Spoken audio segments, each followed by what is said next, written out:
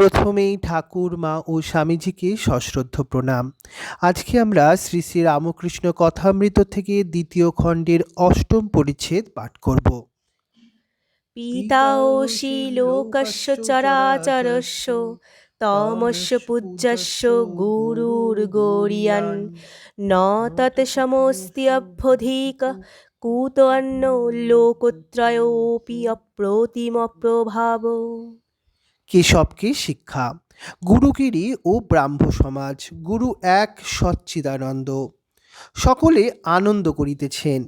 ঠাকুর কেশবকে বলিতেছেন, তুমি প্রকৃতি দেখে শিষ্য করো না, তাই এইরূপ ভেঙে ভেঙে যায়।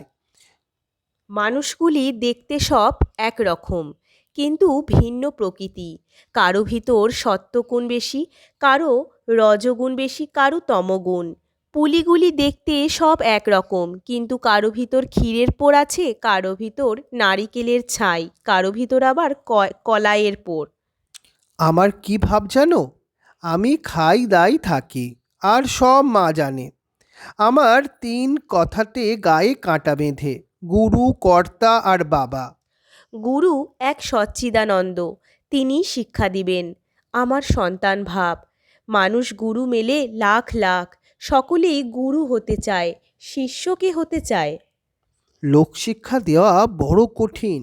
যদি তিনি সাক্ষাৎকার হন আর আদেশ দেন, তাহলে হতে পারে।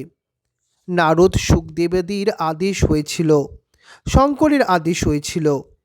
আদেশ না হলে কে তোমার কথা শুনবে? কলিকাতার হুজুগ তো জানো, যতক্ষণ কাঠে জাল জাল দেওয়া হচ্ছে, দুধ ফোঁস করে ফোলে। কাঠ টেনে নিলেও কোথাও কিছু নাই। কলিকাতার লোক হচ্ছে হুজুগে। এই একখানাটাই কুয়ো খুঁড়ছে, বলে জল চাই। সেখানে পাথর হলো তো ছেড়ে দিল।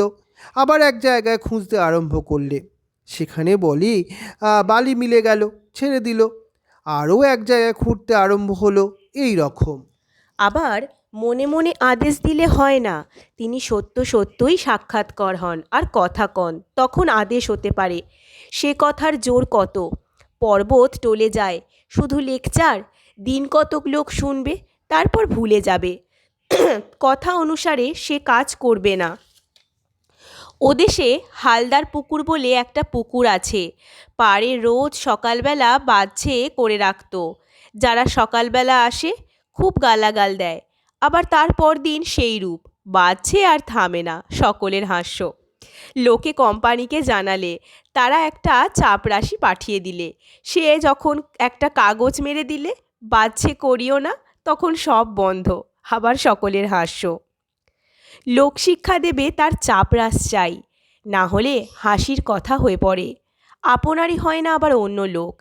কানা কানাকে পথ দেখিয়ে যাচ্ছে, হিতে বিপরীত। ভগবান লাভ হলে অন্তর্দৃষ্টি হয়, কার কি রোগ বোঝা যায়, উপদেশ দেওয়া যায়।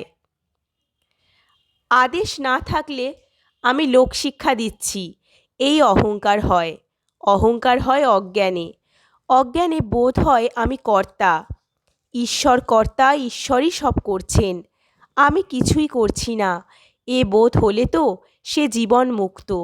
আমি কর্তা, আমি কর্তা, এই বোধ থেকেই যত দুঃখ, অশান্তি।